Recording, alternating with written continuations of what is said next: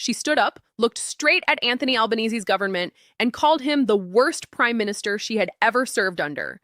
And suddenly the chamber went silent. Then she tore into everything: the cost of living crisis, exploding power bills, the failed voice referendum, allegations of corruption, child abuse inquiries Labor refused to support. But the moment that changed the entire room came when she accused politicians of privately agreeing with her, while being too terrified to say it publicly. And when she dropped the final warning about voters delivering their verdict at the next election, you could feel the panic underneath the applause.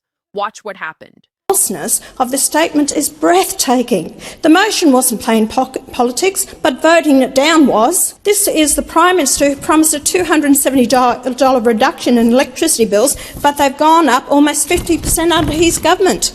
Despite strong public support for my measures, Labor has refused to look into the Aboriginal industry corruption, children being treated for gender dysphoria, and Indigenous identity fraud.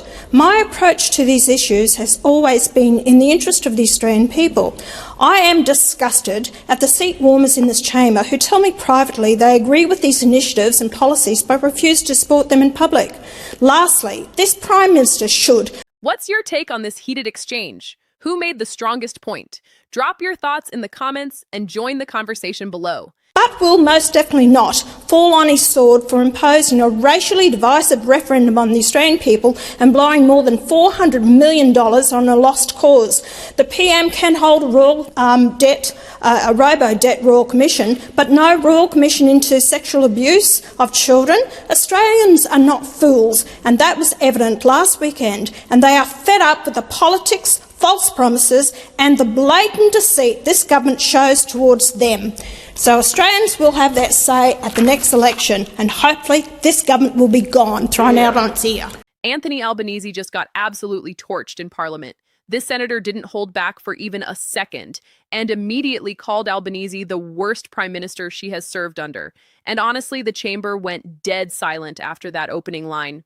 She then exposed what many Australians have been frustrated about for years now: shutting down debate, forcing through controversial legislation, and relying on political games instead of accountability. And this is where the speech started getting really brutal.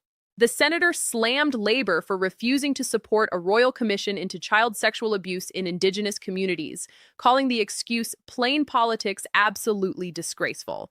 Then came the issue that hits ordinary Australians the hardest: the cost of living crisis. Albanese promised lower electricity prices, but Australians have instead watched their power bills explode under this government. But she didn't stop there.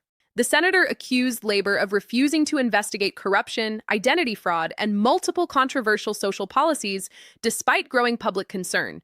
You could hear the frustration in her voice when she talked about politicians privately agreeing with her concerns but refusing to say anything publicly because they are terrified of party backlash. And then came the knockout blow. She directly attacked Albanese over the failed voice referendum, accusing him of wasting more than $400 million on a deeply divisive campaign while ignoring serious issues affecting vulnerable children.